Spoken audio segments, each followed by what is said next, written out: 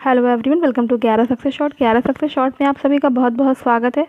UP triple S junior assistant interview 2016 जिसकी classes हमने कल शुरू की हैं और 40 डेज़ का प्लान हम लेकर के चल रहे हैं साथ में आपके लिए इंटरव्यूज़ का। कल का जो मेरा पहला सेशन था डे 1 का, उसमें मैंने आपको बताया था कि आपको क्या क्या चीज़ें पढ़नी शुरू करनी है। और कल वाला जो हमारा लेक्चर था उसमें हम लोगों ने जो भी आपकी मार्कशीट्स हैं, डिग्री हैं, सब्जेक्ट्स हैं, कौन कौन से पेपर हैं, ये सभी चीज़ें आप लोगों ने पढ़ ली होंगी और अभी तक अच्छी तरह से तैयार भी कर ली होंगी। और एक आपका पार्ट जो है ये ज़रूर से तैयार हो गया। ज़रूर से क्वेश्चन ऐसे उठता है, क्या किया है, कैसे किया है, किस ईयर में किया है, ठीक है ना। अब जैसे ये नहीं है कि मैंने ये नहीं बताया है कि किस ईयर में किया है तो आप ये भूल गए कि आपने ग्रेजुएशन किस ईयर में किया है, ठीक है ना। तो ये सब चीज़ बहुत बेसिक सी होती हैं, तो आपको पता होना चाहिए कि आपने 10th कब किया, 12th कब किया, ग्रेजुएशन, पोस्ट ग्रेजुएशन।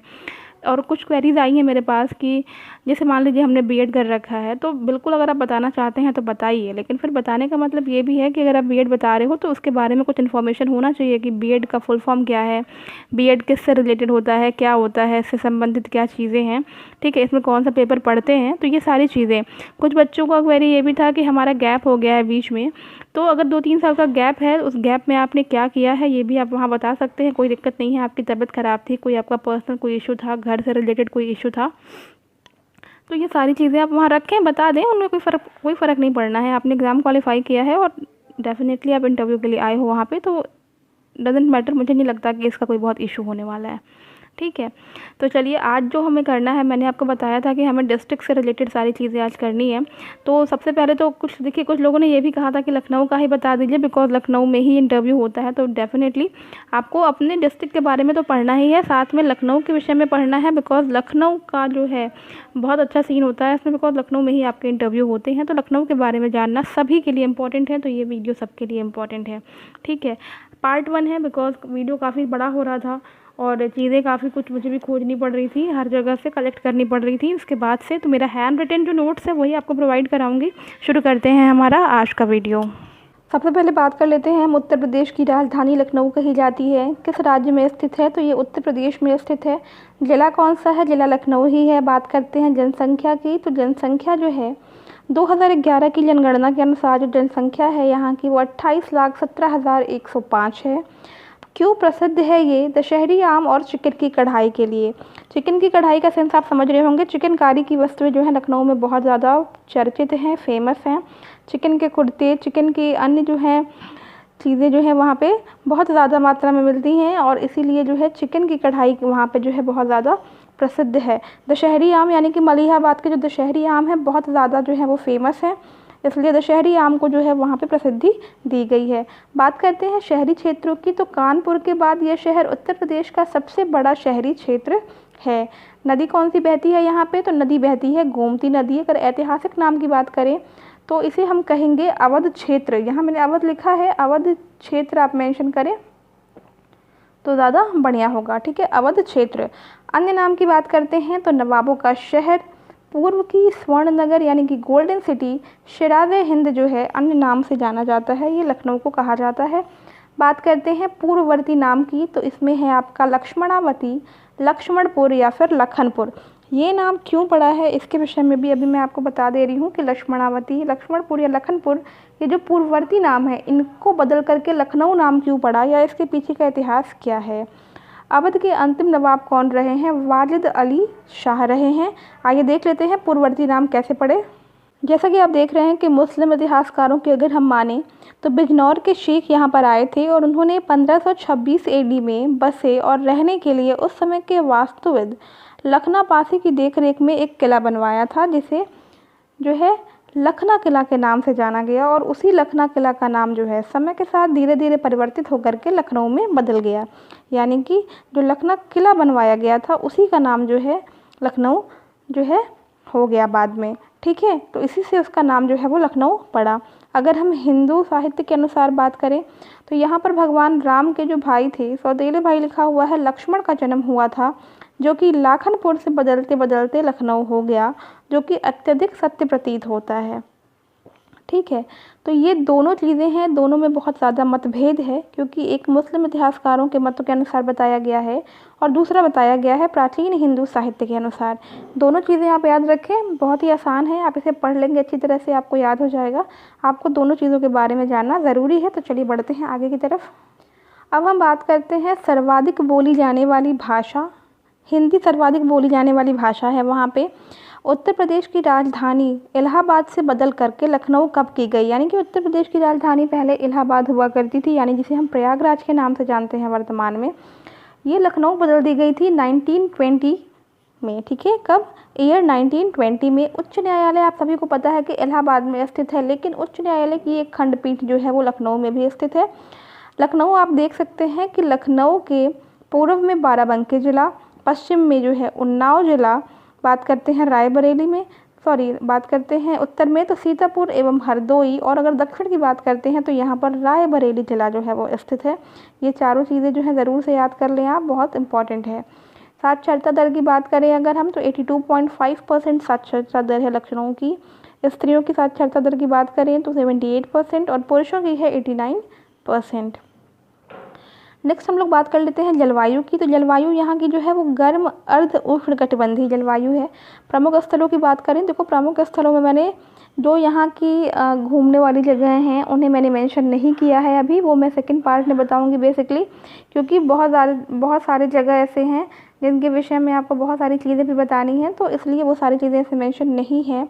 चौक बाज़ार, जिसमें जो है नक्खास बाज़ार भी स्थित है, आपको पता होगा।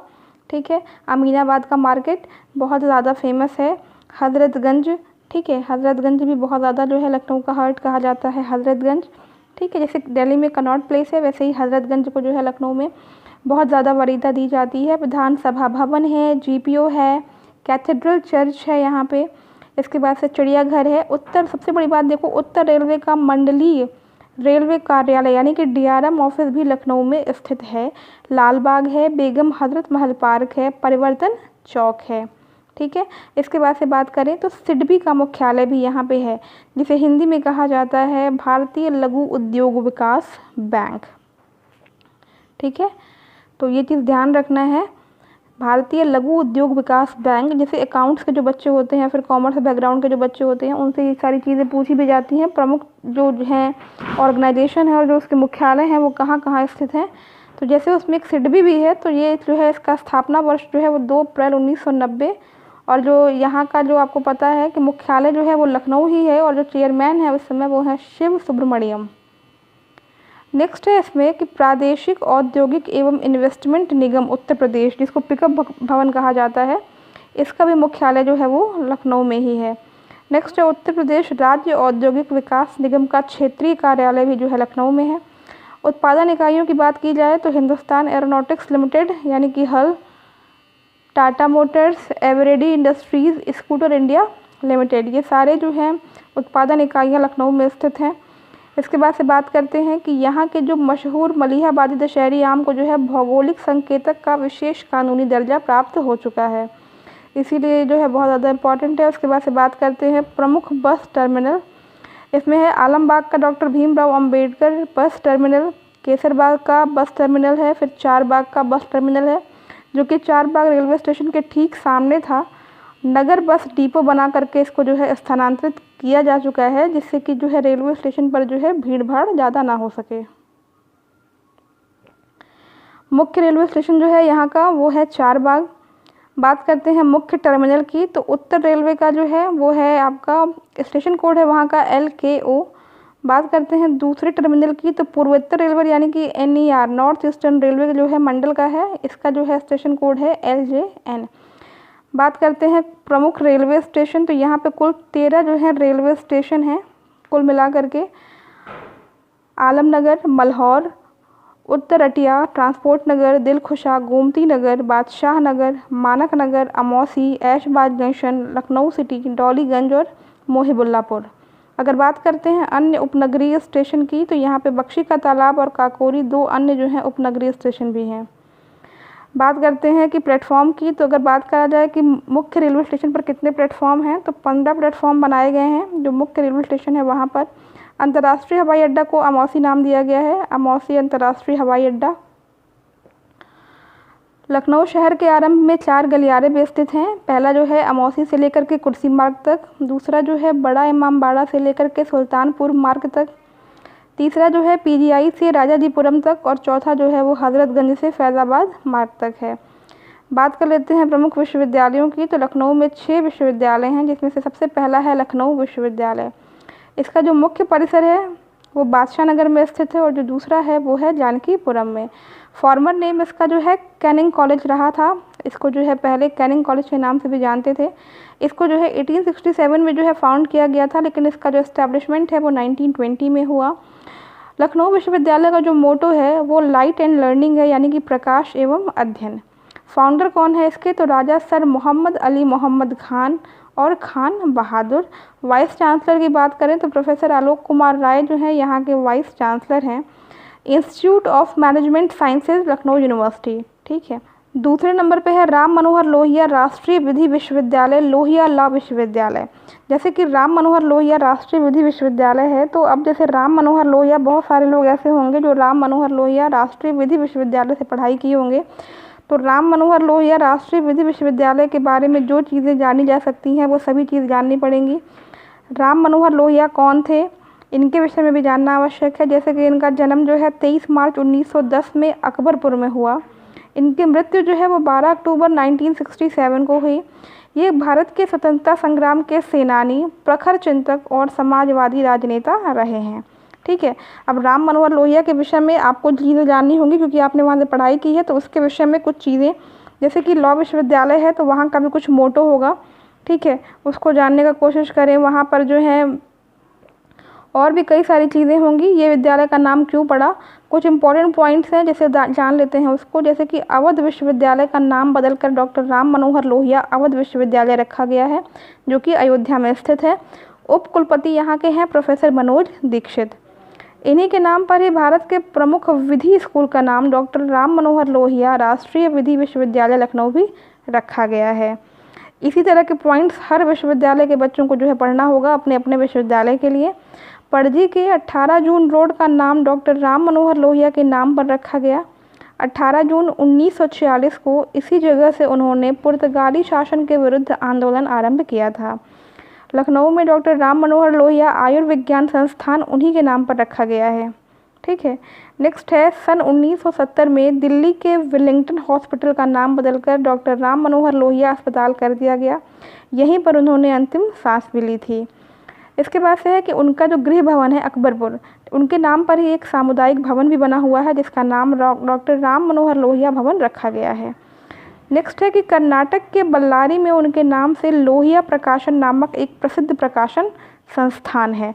तो जैसे कि अलग अलग शहरों में जो है लोहिया जी के नाम पर जो है विभिन्न सारे जो हैं भवन का निर्माण हुआ है और भी बहुत जगहों के नाम जो है इनके नाम पे परिवर्तित किए गए हैं। तो ये सारी चीज़ें जो है वो जाननी आवश्यक है, वो चाहे वो किसी भी जिले का विश्वविद्यालय हो। रचनाओं की बात करते हैं तो रचनाएं बहुत सारी हैं, मैंने कुछ का नाम बस यहाँ मेंशन किया है, जैसे समदृष्टि, हिंदू बनाम हिंदू, इतिहास चक्र, अंग्रेजी हटाओ, भारतीय शिल्प। ऐसे ही तीसरा जो विश्वविद्यालय है वो है बाबा साहेब भीमराव अंबेडकर विश्वविद्यालय। तो जिन लोगों ने यहाँ से पढ़ाई की होगी तो इनके बारे में सारी चीज़ें जानें। जैसे कि जन्म जो है 14 अप्रैल 1891 में, मृत्यु 6 दिसंबर 1956 में। ये भारतीय बहुज्ञ, विधिवेत्ता, अर्थशास्त्री, राजनीतिज्ञ और समाज सुधारक थे, ठीक है। बाबा साहब भीमराव अंबेडकर विश्वविद्यालय यहाँ के जो कुलपति हैं वर्तमान में वो हैं प्रोफेसर संजय सिंह। ये स्वतंत्र भारत के प्रथम विधि और न्याय मंत्री रहे, भारतीय संविधान के जनक रहे, भारत गणराज्य के निर्माताओं में से ये एक हैं। अगर बात किया जाए तो ये जो है इन्होंने जो है दलित बौद्ध आंदोलन को जो है प्रेरित किया था। स्मारक की बात करें तो जो है भीमराव अंबेडकर अंतर्राष्ट्रीय स्मारक नई दिल्ली, इनकी मृत्यु जहाँ हुई थी। समाधि स्थल की बात करते हैं तो चैत्य भूमि मुंबई महाराष्ट्र में इनका समाधि स्थल है। 1990 में इन्हें मरणोपरांत जो है भारत रत्न पुरस्कार से जो है सम्मानित किया गया था। भारत रत्न की बात करें तो ये भारत का सर्वोच्च नागरिक पुरस्कार है। जो क्रॉस क्वेश्चन उठेगा वो इसी तरह से उठेगा, जैसे कि अगर पूछ लिया गया कि इनको जो है भारत रत्न पुरस्कार कब दिया गया, तो मरणोपरांत से उन्हें जो है 1990 में जो है भारत रत्न अवार्ड दिया गया था। और भारत रत्न के बारे में पूछा जा सकता है तो ये भारत का सर्वोच्च नागरिक पुरस्कार है। या फिर भारत रत्न पुरस्कार अभी तक कितने लोगों को दिया जा चुका है, या फिर किसी एक स्पेशल फील्ड के बारे में भी पूछ सकते हैं। नेक्स्ट है डॉक्टर भीमराव अंबेडकर स्मारक, या जिसे स्टैचू ऑफ इक्वालिटी कहा जाता है। ये जो है प्रतिमा जो है ये बनने वाली है, 450 फीट ऊंची प्रतिमा जो है ये बनेगी। नेक्स्ट है नंबर 4 पे एमिटी विश्वविद्यालय। ये भारत का सबसे बड़ा निजी विश्वविद्यालय है। इसकी और भी कई सारे ब्रांचेज हैं। इसकी स्थापना 2003 में हुई थी। मोटो है वी नर्चर टैलेंट। इसके जो कुलाधिपति हैं वो हैं अतुल चौहान और कुलपति हैं जय सिंह। इसकी स्थापना अशोक चौहान ने किया था। नेक्स्ट आता है इंटीग्रल यूनिवर्सिटी। स्थापित हुआ ये 2004 में। कुलाधिपति हैं प्रोफेसर SR आजमी और कुलपति हैं प्रोफेसर SW अख्तर। इसके बाद से एक और बच रहा है जो कि UPTU का जो है विद्यालय है, ठीक है, उत्तर प्रदेश तकनीकी विश्वविद्यालय नंबर 6। यहाँ पे नंबरिंग नहीं की गई है, यहाँ पे नंबरिंग कर लिया जाए तो ये जो है 6ठे नंबर का विश्वविद्यालय है। जो प्रमुख विश्वविद्यालय हैं लखनऊ में, उसमें 6ठे नंबर पे है उत्तर प्रदेश तकनीकी विश्वविद्यालय। तो ये इतना जो है आज का जो है पार्ट 1 का ये कोर्स है। जैसे कि इसमें विश्वविद्यालयों के विषय में बताया गया है, इसी तरह से आपको भी जो है अपने विश्वविद्यालय के विषय में जानना है, या फिर जैसे कि बाबा भीमराव अंबेडकर विश्वविद्यालय के विषय में हम लोगों ने पढ़ा, तो जो लखनऊ में विश्वविद्यालय है उसका नाम है बाबा साहेब भीमराव अंबेडकर विश्वविद्यालय, लेकिन जो आगरा में विश्वविद्यालय है उसका नाम डॉक्टर भीमराव अंबेडकर विश्वविद्यालय है, तो उसको आगरा विश्वविद्यालय के नाम से भी जाना जाता है। तो ये दोनों चीज़ों में डिफरेंस समझिएगा। जिसे पूछा जा सकता है क्वेश्चन कि भीमराव अंबेडकर के नाम पे अन्य विश्वविद्यालय किसी और जगह पे है कि नहीं है, तो आगरा में एक विश्वविद्यालय है, उसका नाम है डॉक्टर भीमराव अंबेडकर विश्वविद्यालय, जिसे आगरा विश्वविद्यालय के नाम से भी जाना जाता है। इसी तरह से आपके ज़िले में जो भी विश्वविद्यालय है, आपने जहाँ से पढ़ाई करी है, ठीक है, उस नाम से अदर कोई विश्वविद्यालय है, आपके विश्वविद्यालय का मोटो क्या है, उसके पीछे का इतिहास क्या है, इस तरह से आप सारी चीज़ों को पढ़ेंगे। किसी विशेष व्यक्ति के नाम पर अगर आपके विश्वविद्यालय का नाम है, आपके कॉलेज का नाम है, जैसे मान लीजिए आप लोग विश्वविद्यालय में नहीं पढ़े हैं, बहुत सारे आपको पता है कि एडेड कॉलेजेस होते हैं, आपने अगर वहाँ से कहीं पढ़ा है तो आपको क्या करना होगा, उस कॉलेज की वजह से कुछ कॉलेजेस होते हैं, जैसे महात्मा गांधी हो गया, महात्मा गांधी डिग्री कॉलेज हो गया, शक्तिपीठ हो गया, बहुत सारी ऐसी जगहें हैं। तो महात्मा गांधी के विषय में फिर आप जानेंगे, ठीक है। तो ऐसे ही बहुत सारा जो है, सबके पीछे कुछ ना कुछ इतिहास होता है, सबके विषय में आपको जानना आवश्यक है। कम से कम बाकी सबके विषय में अगर नहीं जान सकते हैं तो कम से कम आपने जहाँ से पढ़ाई की है उस विषय में ज़रूर से जानें। आपके शहर में कौन कौन से हॉस्पिटल्स हैं या फिर और भी अधिक सारी चीज़ें हैं, उसके विषय में जानना भी आवश्यक होगा। तो इस तरह से ये लखनऊ का जो है पार्ट 1 कंप्लीट हुआ है, और उम्मीद यही है कि इतनी सारी चीज़ें जो है अभी तैयार करने में टाइम लगेंगी। इसका जो सेकंड पार्ट है वो जल्दी अवेलेबल करा दिया जाएगा, जिसमें और भी कई सारी चीज़ें जो बताई जाएंगी कि और भी किस तरह से आपको डिस्ट्रिक्ट के विषय में पढ़ना है। देखो बेसिकली जो क्वेश्चंस होते हैं ना, वो सारे जो हैं आपके एकेडमिक से, ठीक है, आपके बारे में, आपके डिस्ट्रिक्ट से, आपकी पढ़ाई से, इतने में ही सब कुछ पूछ लिया जाता है। कुछ ही क्वेश्चंस जो होते हैं वो 1-2 आपके इधर उधर से पूछे जाएंगे, बाकी सभी आपके सिलेबस के थ्रू ही पूछे जाएंगे, अदर कुछ नहीं पूछा जाता है ऐसा विशेष, ठीक है। क्योंकि क्वेश्चंस भी आप देख रहे होंगे प्रीवियस ईयर्स के जो भी क्वेश्चंस रहते हैं वो सारे जो हैं क्वेश्चंस मैंने नोट कराए हैं एक जगह। सारे क्वेश्चंस जो हैं वो देखने में बहुत जनरल क्वेश्चन है, इसमें कोई दिक्कत नहीं है कि मतलब बहुत ज़्यादा कुछ टफ पूछा जा रहा है, ऐसा कुछ भी नहीं है। और जो बच्चे जिनकी क्वेरी है कि हमारे सब्जेक्ट से बता दीजिए, तो देखिए सब्जेक्ट के बारे में ये है कि आप अपने सब्जेक्ट के जितने भी कीवर्ड्स हैं, अच्छे से कोई वर्ड्स हैं जिसको लगता है आपको कि ये इंपॉर्टेंट है मेरे सब्जेक्ट में, हमें ये पढ़ना है, तो अपने सब्जेक्ट को फोकसली आप पढ़ लीजिए, ठीक है, उसको पढ़िए। और साथ में अदर चीज़ों को जो कि जनरल चीज़ें हैं, जो कि सबके लिए चीज़ें हैं, वो सारी चीज़ें भी आप पढ़ते रहिए। तो चलिए मिलते हैं नेक्स्ट वीडियो में इसके सेकंड पार्ट के साथ। Till then take care and bye bye.